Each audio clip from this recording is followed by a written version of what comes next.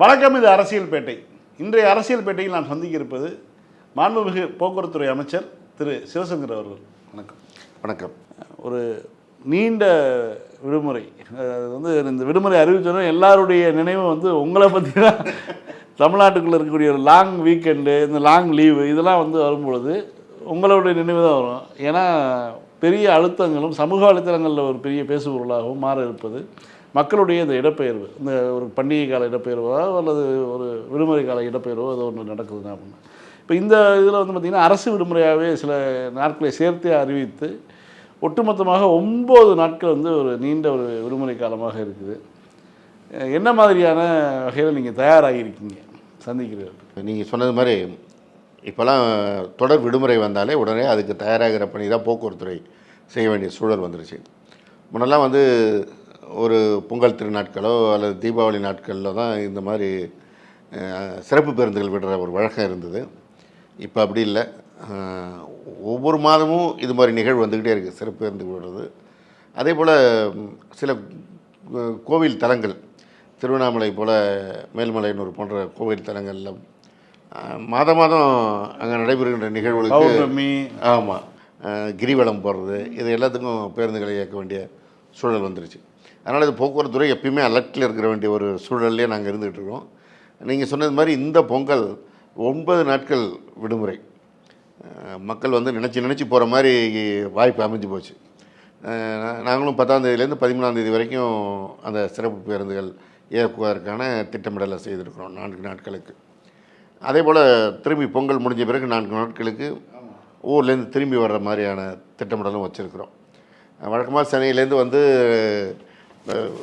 தமிழ்நாட்டின் பல்வேறு பகுதிகளுக்கு ஒவ்வொரு நாளைக்கும் வழக்கமாக இயங்குகிற பேருந்து 2092 பேருந்து சென்னையிலேருந்து அந்த 4 நாட்களுக்கும் இந்த 8000 சுச்சம் பேருந்துகள் இயக்கம்.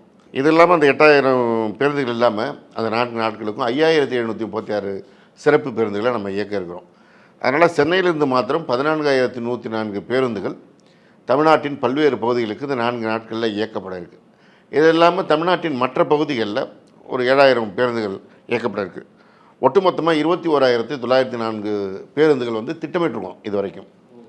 ஆமாம், இதை விட கூடுதலாக போனால் அப்படிங்கிற ஒரு எதிர்பார்ப்பில் கடந்த தீபாவளியின் போது தனியார் பேருந்துகளை ஒப்பந்த அடிப்படையில் இயக்குனது மாதிரி ஒப்பந்த அடிப்படையில் இயக்குவதற்கும் தயார்படுத்தி வச்சுருக்கோம். அது ஒரு வெற்றிகரமான ஒரு ஃபார்முலாவாக மாற்றினீங்க நீங்கள். கண்டிப்பாக. ஏன்னா இதற்கு முந்தைய காலங்களில் இது மாதிரி சிறப்பு பேருந்து இயக்குறோம்னா நம்ம அரசு போக்குவரத்து கழகம் இருக்கிற ஸ்பேர் பஸ்ஸை எடுத்து போட்டுவோம், அது போதாது. அப்போ நகர பேருந்துகளை கூட பயன்படுத்துவோம். நகர பேருந்துகளை எடுத்து பயன்படுத்துவோம். அதோட கிராமப்புறங்களில் உள்ளே இயங்கிட்டு இருக்கிற பேருந்துகளில் எங்கே பயணிகளோட அடர்வு குறைவாக இருக்கோ அந்த பேருந்து எடுத்து இங்கே பயன்படுத்துவோம். சென்னை மாநகரத்தில் இரவுக்கு மேலே போய் ஷெட்டு போய் நிற்க போகிற பேருந்துகளை எடுத்து அவசர காலத்துக்கு பயன்படுத்துவோம். இதெல்லாம் இப்போ தவிர்க்கப்பட்டிருக்கு. ஒன்று, கிராமப்புறங்களில் அவங்களுடைய பேருந்து சேவை தடைப்பட்டு போச்சுங்கிற வருத்தம் இப்போ இல்லை. இந்த தீபாவளிக்கு அந்த பிரச்சனையே இல்லை, எப்பொழுதும் போல் பேருந்துகளை அப்படின்னாங்க. சென்னையில் பகல் முழுவதும் ஓட்டிய ஓட்டுநர் நடத்துனர்கள் இங்கேருந்து சிறப்பு பேருந்துகள் எடுத்துகிட்டு போக வேண்டிய நிலை வந்தது. அவங்களுடைய பணிச்சுமை குறைஞ்சிருக்கு.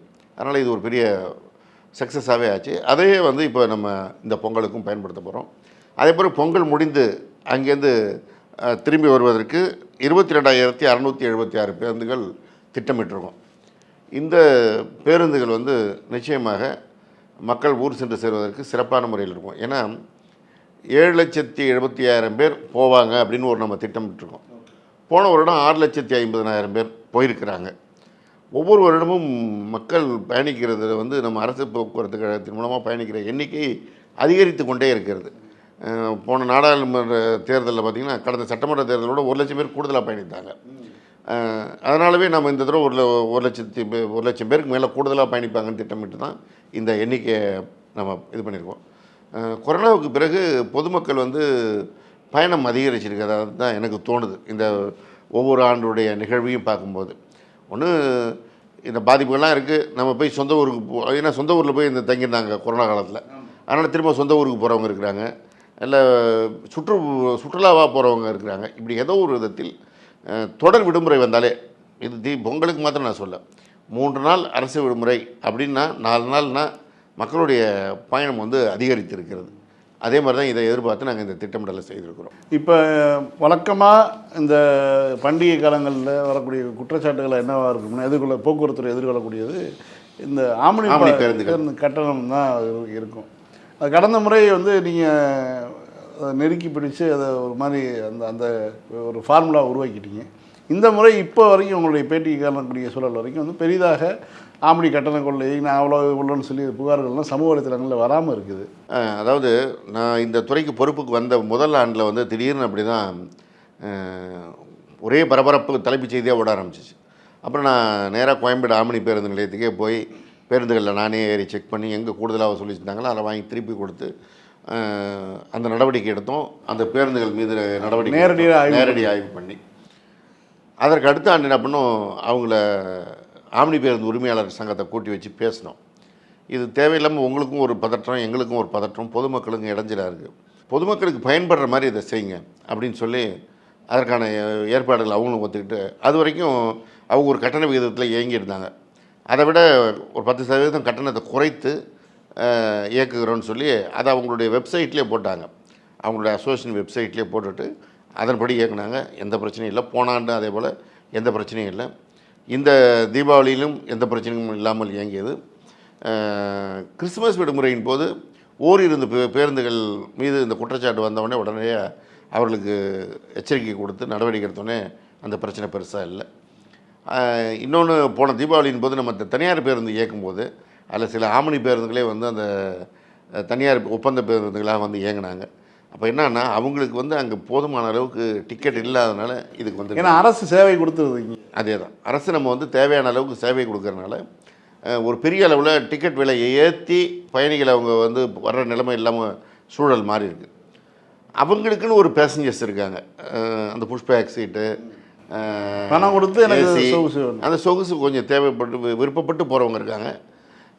இதை தாண்டி அவசரத்துக்கு போகிறவங்க எதுவும் பிரச்சனை கூடுதல் கட்டணம்னு தெரிவித்தால் நிச்சயமாக நம்ம நடவடிக்கை எடுப்போம் அப்படிங்கிறத உறுதிப்படுத்தியிருக்கோம். சென்னையிலேருந்து இயங்கக்கூடிய ஆம்னி பேருந்துகளுக்கு ஒரு புதிய பேருந்து நிலையத்தையும் வந்து இது பண்ணி கொடுத்துருக்கீங்க.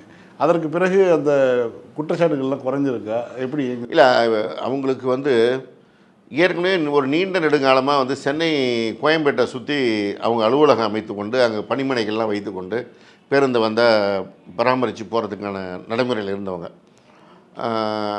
அது ஒரு பெரிய நிறுவனமாக ஒரு 25 பேருந்துக்கு மேலே இருக்கிறவங்களுக்கெல்லாம் அதை விட்டுட்டு உடனே போகிறதுக்கான சூழல் இல்லாமல் இருக்கிறாங்க. ஆனால் நம்ம அதுக்கான இடத்த கொடுத்த பிறகு மெல்ல மெல்ல மாறிட்டு இருக்கிறாங்க. இன்னும் ஒரு சில பேருந்து உரிமையாளர்கள் போகாமல் இருக்கிறாங்க. கடந்த இந்த பொங்கல் சிறப்பு பேருந்து கூட்ட ஏற்பாடு அன்றைக்கே பத்திரிகையாளர் நண்பர்கள் சில விஷயத்தை சுட்டி காட்டினாங்க. மதுரவாயல் ரோட்டில் வந்துட்டு கோயம்பேடுலேருந்து மதுரவாயல் வரைக்கும் அது ஒரு குறிப்பிட்ட தூரத்துக்கு வந்து இந்த ஆம்னி பேருந்துகளை நிறுத்தி அங்கே டிக்கெட்டை ஏற்றுறாங்க, அதனால் டிராஃபிக் ஆச்சு அப்படின்னு சொன்னாங்க. உடனே ஆம்னி பேருந்து உரிமையாளர் சங்கத்தில் கூப்பிட்டு அவங்களோட அதிகாரிகளை பேச சொல்லியிருக்கோம். இந்த இப்போ பொங்கலுக்கு அந்த பிரச்சனை இல்லாமல் டிராஃபிக்கு எந்த இடைஞ்சலும் இல்லாமல் போகணும் அப்படிங்கிற சொல்லியிருக்கோம். இது ஒரு சில குறைகள் வந்து இது ஒரு தொடர் நடவடிக்கை தான். ஆம்னி பேருந்துகள் இயக்கம் என்பது வந்து இங்கே மாத்திரமல்ல, இந்தியா முழுவதும் இந்த இயக்கம் இருக்கிறது. அந்த இயக்கம் வந்து ஒரு பொதுமக்களுடைய பயன்பாட்டிற்காக சில விதிமுறைகளில் நெகிழ்வோடு தான் வந்து எல்லா இடங்கள்லையும் இந்தியா முழுவதும் இதை அனுமதிக்க வேண்டிய சூழல் இருக்குது. நான் டெல்லியில் வந்து அனைத்து மாநில போக்குவரத்துறை அமைச்சர்களுடைய ஒரு கூட்டம் நடைபெற்றது. ஒன்றிய அரசினுடைய போக்குவரத்துறை அமைச்சர் மரியாதைக்குரிய நிதின் கட்கரி அவங்க தலைமையில். அதில் வட மாநிலங்களை சேர்ந்த சில போக்குவரத்துறை அமைச்சர்களே இந்த ஆம்னி பேருந்துடைய பிரச்சனைகள் சொல்லும்போது இதே பிரச்சனையை தான் கான்ட்ராக்ட் கேரேஜாக இயங்க வேண்டியவங்க சில இடத்துல டிக்கெட் ஏற்றி இறக்குறதுல பிரச்சனை வர்றதெல்லாம் இந்தியா முழுவதும் இருக்குது. அதுக்கு நாங்கள் இப்படிலாம் நடவடிக்கை எடுத்துகிட்ருக்கோம் அப்படிங்கிறத சொன்னாங்க. அதை நம்ம வந்து அந்த உரிமையாளர்கள்ட்ட பேச்சுவார்த்தை நடத்தி சுமூகமாக ஒரு கட்டுக்குள் வைத்து போயிட்டுருக்கோம். கடந்த ஆண்டு நாம் பேசிய முக்கியமான விஷயம் வந்து இந்த கிளாம்பாக்கம் பேருந்து நிலையத்தை பற்றி, அந்த புதிதாக திறந்த பேருந்து நிலையத்தை பற்றி பல்வேறு புகார்கள்லாம் எழுந்தது. அப்புறம் பார்த்திங்கன்னா அதுக்கு நீங்கள் நேரடியாக ஆய்வு பண்ணி அதுக்கான விஷயங்கள்லாம் பண்ணிகிட்டு இருந்தீங்க. அப்பயும் அங்கேயே கூட நம்ம பேசியிருக்கோம். இந்த ஆண்டு பார்த்திங்கன்னா இந்தியாவுடைய பல்வேறு பகுதிகளிலிருந்து யூடியூபர்ஸு அந்த விளாகிங்னு சொல்லக்கூடிய வீடியோ பிளாக் பண்ணுறவங்கலாம் வந்து கிளாம்பாக்கம் பேருந்து நிலையத்தை பற்றி ஒரு சின்ன குறும்படமோ அல்லது ஒரு ஒரு ரீல்ஸ் பண்ணுறதுக்கு அதுக்காகவே பல ஆயிரம் மைல்கள் கடந்தோ பல ஆயிரம் கிலோமீட்டர்கள் கடந்து வந்து எடுக்கக்கூடிய நிகழ்வுகளை பார்க்குறோம். யூடியூபில் வந்து ஒரு அரை மணி நேர நிகழ்ச்சி கூட ஒரு பெரிய அளவில் வெற்றி பெற்றிருக்கு. அப்படி அந்த பேருந்து நிலையம் மாறி இப்படி ஒரு நிலைமைக்கு வரும்னு நீங்கள் கணிச்சிருக்கு? இல்லை, நிச்சயமாக. ஏன்னா கோயம்பேடு துவங்கும் போதே இதே பிரச்சனை தான்.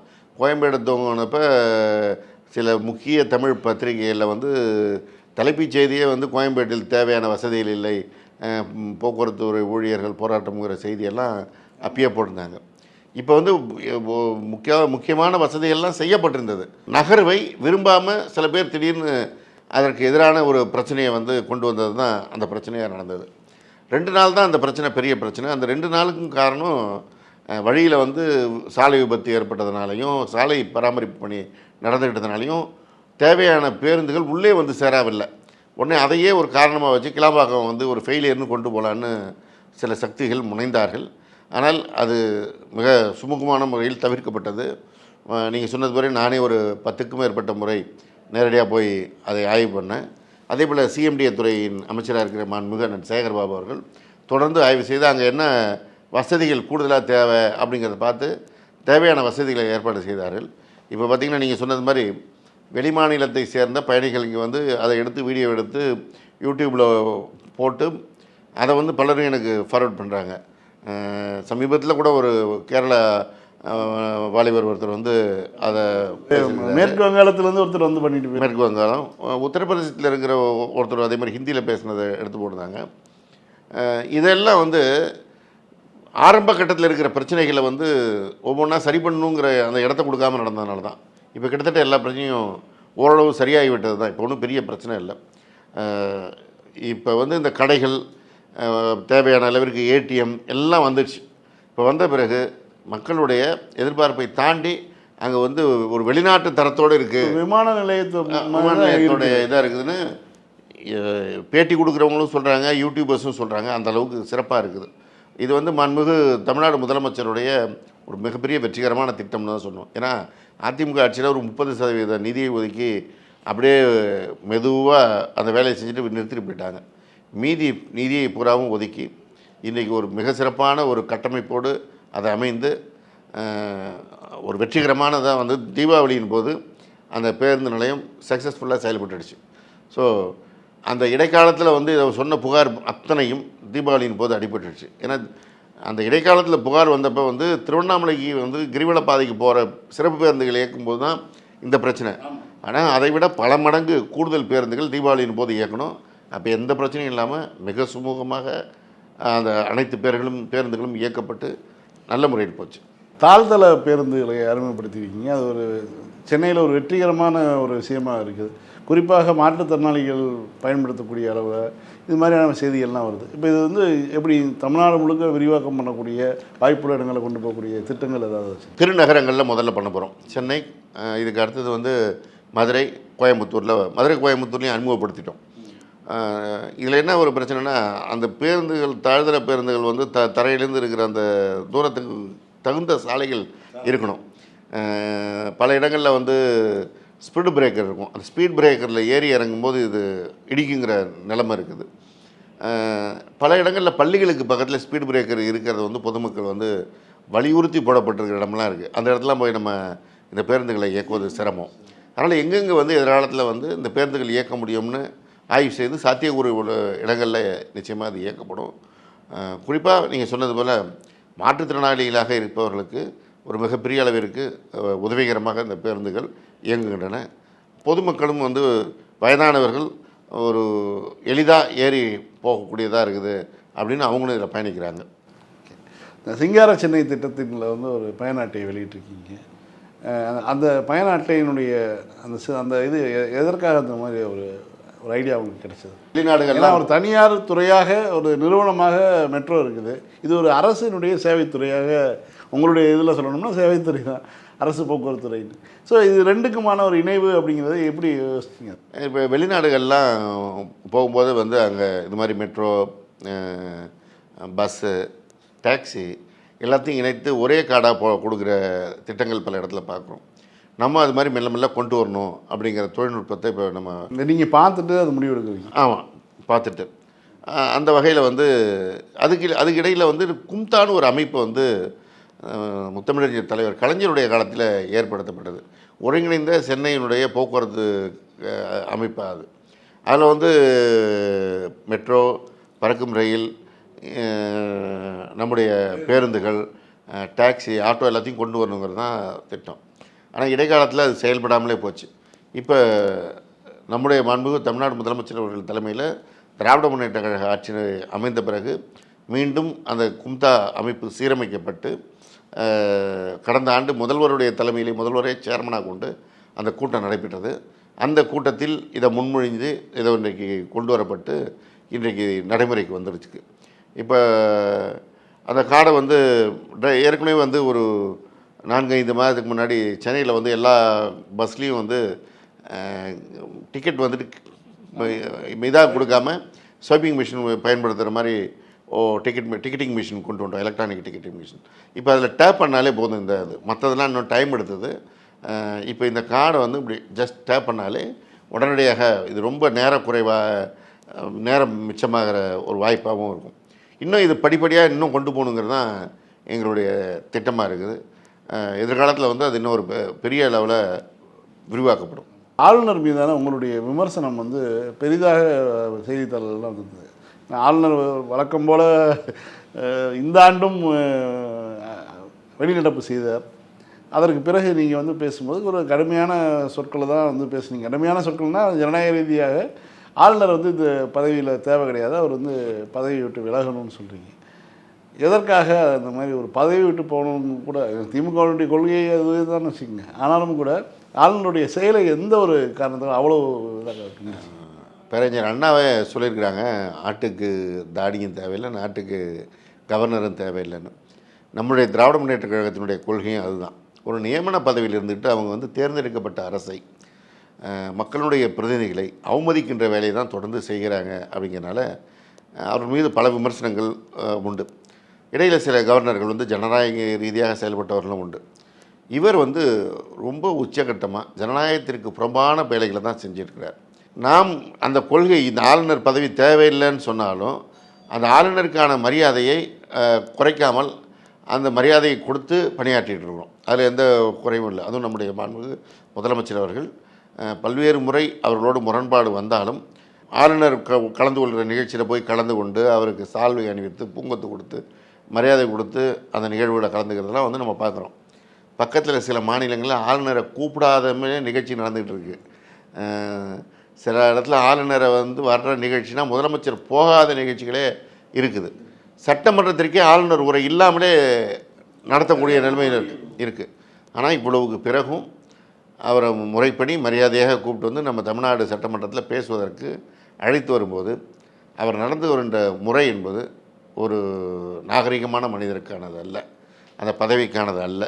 இன்னும் சொல்லப்போனால் ஒரு ஐபிஎஸ் படித்தவராக அவர் சொல்லிக்கிறாரு. அதற்கான தகுதி கூட இல்லாமல் அவர் நடந்துக்கிட்டாருங்கிறது தான் மிகுந்த சங்கடத்திற்குரியது. ஒரு ஆளுநர், ஒரு அரசு, தேர்ந்தெடுக்கப்பட்ட அரசு என்ன உரையை கொடுக்குதோ அதை தான் ஆளுநர் உரையாக படிப்பது வழக்கம். கடந்த ஆண்டு இவர் என்ன பண்ணார், அந்த ஆளுநர் உரையில் இருக்கின்ற திராவிடம்ங்கிற வார்த்தையை விடுறாரு, தந்தை பெரியாரை விடுறாரு, காமராஜர் பேரை விடுறாரு. இவருக்கு யார் அதிகாரம்லாம் கொடுத்தது? இவர் ஒன்றும் பெரிய அதிகாரம் படைத்த பொறுப்பு இல்லை, அது ஒரு ஏஜென்ட் வேலை. அந்த ஏஜென்ட் வேலையை தான் அவர் பார்க்கணும். அந்த ஒன்றிய அரசு என்ன அறிக்கை கேட்குதோ அந்த அறிக்கையை கொடுக்கலாம், அவங்களுக்கான தகவலை கொடுக்கலாம், அவ்வளோதான். பட் ஈ கான் டிக்டேட் இந்த தமிழ்நாடு கவர்மெண்ட், அதுதான் நம்ம சொல்ல வர்றது. அவர் அதை செய்யணும்னு ஆசைப்பட்டார், அது நடக்காதுன்னு போன முறையே சொல்லியிருக்கோம். திரும்பவும் இந்த முறை சொல்கிறதுக்கு அவருக்கு எதுவுமே இல்லை. ஆளுநர் அறிக்கையை படித்தால் இந்த அரசினுடைய சாதனைகளை தன்வாயால் சொல்ல வேண்டியிருக்கும். அதுவும் அவருக்கு ஒவ்வாத கொள்கைகள். பெண்களுடைய கல்வி அவர் சார்ந்த இயக்கமான ஆர்எஸ்எஸ்க்கு பிடிக்காது. பெண்களுக்கு சுயசார்போடு இருப்பதற்கு மகளிர் உரிமை தொகை கொடுக்கறது அவங்களுக்கு பிடிக்காத விஷயம். அதனால் இந்த மகளிர் விடியல் பயணம், மகளிர் உரிமை தொகை, புதுமை பெண் திட்டம், இதன் மூலமாக இன்றைக்கு தமிழக மக்களிடத்திலே, பெண்களிடத்திலே, குறிப்பாக நம்முடைய முதல்வருக்கு ஏற்பட்டிருக்கின்ற செல்வாக்கு அவர்களுக்கு பிடிக்கல. அதனால் இந்த திட்டத்தெல்லாம் சொன்னால் நம்ம வேலையாக சொல்கிறதுங்கிறதுக்கு தான் ஒரு புதிய கண்டுபிடிப்பாக ஜனகணமான தேசிய கீதத்தை பாடணும், அதை பாடாமல் முடியாது அப்படிங்கிறார். தமிழ்நாட்டுடைய சட்டமன்றத்தில் காலகாலமாக தமிழ்தாய் வாழ்த்து முதல்ல பாடி பின்னாடி தேசிய கீதம் பாடுவது, மொழி பண்ணு நிகழ்ச்சி இறுதியில் தேசிய கீதம் பாடுறது, இது எல்லா நிகழ்ச்சியிலையும் ஒரு பள்ளியிலேருந்து கல்லூரியிலேருந்து அரசு நிகழ்ச்சியிலேருந்து எல்லா இடத்துலையும் நடந்துக்கிட்டு இருக்கிறத இவர் ஒரு மனிதருக்காக தனிப்பட்ட முறையில் மாற்றணும்னு நினைக்கிறது எந்த விதத்தில் நாம் ஒத்துக்கொள்ள முடியும்? அது ஒத்துக்கொள்ள முடியாது. இதை சில தலைவர்கள் வந்து சப்பக்கட்டு கட்டுறாங்க. ஏன் கவர்னர் சொன்னால் செய்ய வேண்டியது? ஏன் கவர்னர் சொன்னதெல்லாம் செய்யணும்னு ஒன்று இங்கே யாருக்கும் எந்த அவசியமும் கிடையாது. இது மக்களால் தேர்ந்தெடுக்கப்பட்ட அரசு. இந்த அரசுக்கு ஒரு தலைவர் இருக்கிறார், அவர் முதலமைச்சர். அவர் என்ன முடிவு எடுக்கிறாரோ அந்த முடிவுப்படி தான் இந்த அரசாங்கம் செயல்பட முடியும். எதிர்க்கட்சி தலைவர் வந்து பேசும்போது கவர்னரை இந்த அரசு அவமதித்து விட்டது அப்படின்னு சொல்லி விமர்சனம். நீங்கள் திமுக எதிர்க்கட்சியாக இருக்கும் பொழுது அதிமுகவினுடைய ஆட்சி காலத்தில் கவர்னர் ஆய்வு பணிக்கு போகிறான்னு சொல்லி கவர்னருக்கு எதிராக போராட்டம் நடத்திய திமுக. ஆனால் இன்றைக்கி இருக்கக்கூடிய எதிர்க்கட்சி தலைவர் வந்து இந்த அரசு தான் கவர்னரை அவமானப்படுத்தி வெளியே அனுப்பியது. அப்போ அதில் வந்து அவருக்கும் பாஜகவுக்கும் இருக்கிற கள்ளக்கூட்டணி வெளியில் வருது. அந்த பூனை விட்டு பையை விட்டு வெளில வந்துச்சுங்கிற கதையாக தான் நாங்கள் பாஜகவோட இல்லைன்னு அவர் சொன்னாலும் ஒவ்வொரு முறையும் ஏதோ ஒரு விதத்தில் பாஜக கூட்டணியை வெளிப்படுத்தி கொண்டிருக்கிறாங்க. ஒரு இஸ்லாமிய சமூகத்திற்கு எதிராக ஒரு நீதிபதி வந்து கடும் விமர்சனத்தை வைத்தது போது அவர் மீது கண்டன அறிக்கையை தாக்கல் செய்ய ராஜ்யசபாவில் எல்லா எம்பியும் கையெழுத்து போடுறாங்க. அதிமுக சேர்ந்த எம்பி கையெழுத்து போடாமல் தவிர்க்கிறாங்க. அப்போ இவங்க என்ன பிஜேபிக்கு பயந்துக்கிட்டு பிஜேபியோட உள்கையாக நாங்கள் இருக்கிறோங்கிறது தான் அர்த்தம். அதே தான் இங்கேயும் கவர்னரை வந்து கண்டிக்கணும். முறைப்படி பார்த்தா இவர் தமிழ்நாட்டுடைய மாநில உரிமைகளுக்கு எதிராக இருக்கிறார். ஏன்னா அதிமுகவும் வந்து மாநில உரிமைகளை கோருகிற கட்சியாக தன்னை காட்டிக்கொள்கிற ஒரு கட்சியாக இருக்குது. திராவிட கட்சி என்று சொல்லிக்கொள்கிற ஒரு கட்சியாக இருக்குது. அப்போங்கும்போது மாநில உரிமைகளுக்கு எதிராக செயல்படுகின்ற கவர்னருடைய அந்த அடாவடித்தனத்தை அவங்களுக்கு கண்டிச்சிருக்கணும்.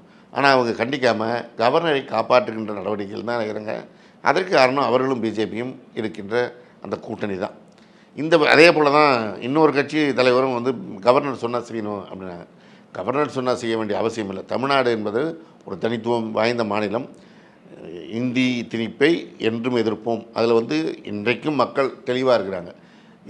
மற்ற மாநிலத்தில் ஏற்றுக்கிட்டாங்கிறதுக்கு தமிழ்நாட்டில் நம்ம ஒன்றும் ஏற்றுக்கல. நீட் தேர்வை இன்றைக்கும் நாம் எதிர்த்து கொண்டிருக்கிறோம். எங்கெல்லாம் மாநில உரிமைகள் பாதிக்கப்படுகிறதோ அங்கெல்லாம் தமிழ்நாட்டு மக்கள் வந்து தெளிவான ஒரு ஸ்டாண்டில் தான் இருக்கிறாங்க.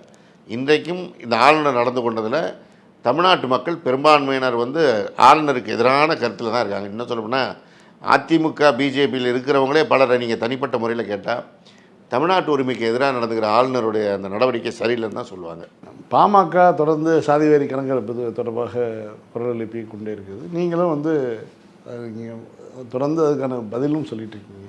சாதிவாரி கணக்கெடுப்பு நடக்கவில்லை என்றால் அதே மாதிரி மீண்டும் வந்து எங்களுக்கு கிடைக்க வேண்டிய இடஒதுக்கீடு உள்ளொதுக்கீடு கிடைக்கவில்லை என்றால் கருப்பு சிவப்பு வேட்டி கட்டி யாரும் நடமாட முடியாது அப்படின்னு பாமகவை சேர்ந்த வழக்கறிஞர் பாலு அவர்கள் வந்து ஒரு கருத்து சொல்லியிருந்தார். உங்களுடைய பார்வை? பாலு வந்து பழங்கனவில் இருக்கிறார். அப்படி ஒரு காலம் இருந்தது. பாமகன்னு துவங்கிறதுக்கு முன்னாடி வன்னியர் சங்கமாக அது இருந்தபோது இளைஞர்கள் முழுமையாக அதில் இருந்து இது பாட்டு ஒரு மிகப்பெரிய வன்முறையை வந்து கட்டவிழ்த்து விட்டு ராமதாஸ் ஒரு பெரிய ஆட்டம் ஆடி தான் இந்த கட்சியை வந்து நிலைநிறுத்தினார். அந்த காலகட்டத்தில் எங்கள் பகுதியில் நான் நேரடியாக அதை பார்த்தவன். நான் சட்டமன்ற தேர்தலின் போது பூத் கேப்சரிங் வரைக்குமே பண்ணிய அந்த காலம் உண்டு. அந்த காலம் மலையேறி விட்டது. ராமதாஸுடைய உண்மை நிறம் என்னன்னு வன்னியர் சமூகத்து இளைஞர்கள் பெரும்பான்மையினர் தெரிந்து கொண்டவர்கள். இன்னும் அவங்களுக்கு ஒரு ஓட்டு போடுறதுக்கு ஒரு 15% பேர் இருக்காங்க.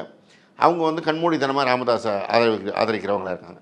ஆனால் மீதம் இருக்கிறவர்கள் இதை முழுவதும் உணர்ந்திருக்கிறார்கள். அப்படி உணர்ந்திருக்கிற காரணத்தினால்தான் அந்த பகுதியிலிருந்து நாங்கள்லாம் வெற்றி பெற்று வந்துக்கிட்டு இருக்கிறோம். என்ன சொல்லப்போனால் நாடாளுமன்ற தேர்தலின் போது திராவிட முன்னேற்ற கழகத்தின் கூட்டணி சார்பாக போட்டியிட்ட விடுதலை சிறுத்தைகள் கட்சியினுடைய தலைவர் எழுச்சி தமிழர் அண்ணன் திருமா அவர்களை கிராமத்திற்குள் விடாமல் தடுத்தது போன தேர்தல் நடந்தது. இந்த தேர்தல் 2019 நடந்தது. இந்த தேர்தலில் அந்த வேலைக்கெல்லாம் அவங்களே வரலை. என்னென்னவோ அவர் மீது குற்றச்சாட்டை சொல்லி உணர்வை தூண்டிவிட்டு எல்லாம் பண்ணி பார்த்தாங்க. வன்னிய சமூகத்து இளைஞர்கள் வந்து அதற்கு தயாராக இல்லை. ஏன்னா பல்வேறு தலைமுறையை சேர்ந்த வன்னியர் சமூகத்து இளைஞர்களை வந்து இது மாதிரி ராமதாஸுடைய பேச்சை கேட்டு ரோடுக்கு வந்து போராடி வழக்கு வாங்கி அவன் வேலைக்கு போக முடியாமல் தடுமாறி போய் பல பேருடைய வாழ்க்கை வீணாக போயிருக்கு. அதை கிராமத்தில் எல்லோரும் பார்த்துட்ருக்காங்க. பாலு சென்னையில் இருக்கிறவர் அவர் பாட்டே வந்து டிவிக்கு முன்னாடி உட்காந்து பேட்டி கொடுப்பதும் புத்தகத்துக்கு முன்னாடி பேட்டி கொடுப்பதும் வந்து மிகுந்த எளிதான விஷயம். அவருக்கு வந்து கள நிலவரம் தெரியாது. அவருக்கு சென்னையில் வந்து கோர்ட்டு தெரியும், அவருடைய அலுவலகம் தெரியும். நாங்கள்லாம் களத்தில் இருக்கிறவங்க. இதெல்லாம் நடக்கிற கதை இல்லை. வேணால் பாலு வந்து என்னை ஒரு ஊரில் வந்து என்னை தடுத்து பார்க்கட்டும், அப்புறம் பேசிக்கலாம். கடந்த தீபாவளியின் போது உங்களை பேட்டி எடுத்தேன். பேட்டி எடுக்கும்போது நீங்கள் எப்போ ஊருக்கு போகிறீங்க அப்படின்னு கேட்டேன். கடைசி பேருந்தை அனுப்பிவிட்டு தான் நான் போவேன்னு சொன்னீங்க. முதலமைச்சர் அதை வந்து அவருடைய பேச்சில் வந்து கோட் பண்ணார். இந்த முறை பொங்கலுக்கு உங்களுடைய பயணம் எப்படி இருக்கும்? ஏன்னா முன்னேற்பாடுகளும் பண்ணி வச்சுட்டீங்க. மாண்புமிகு முதல்வர்களுடைய வாயாலேயே அந்த பாராட்டை பெற்றது வந்து என்னுடைய வாழ்நாளில் கிடைக்காத ஒரு மிகப்பெரிய வாய்ப்பாக கருதுனேன். அதுவும் என்னுடைய சொந்த மண்ணில் வந்து முதல்வர் அவர்கள் அந்த பணியை பாராட்டினாங்க. முதல்வர் எந்த நம்பிக்கையில் என்னத்தை இந்த பணியை ஒப்படைத்தார்களோ அதை முழுமையாக செய்யணுங்கிறதுல வந்து கண்ணும் கருத்துமாக செயல்பட்டு கொண்டிருக்கிறேன்.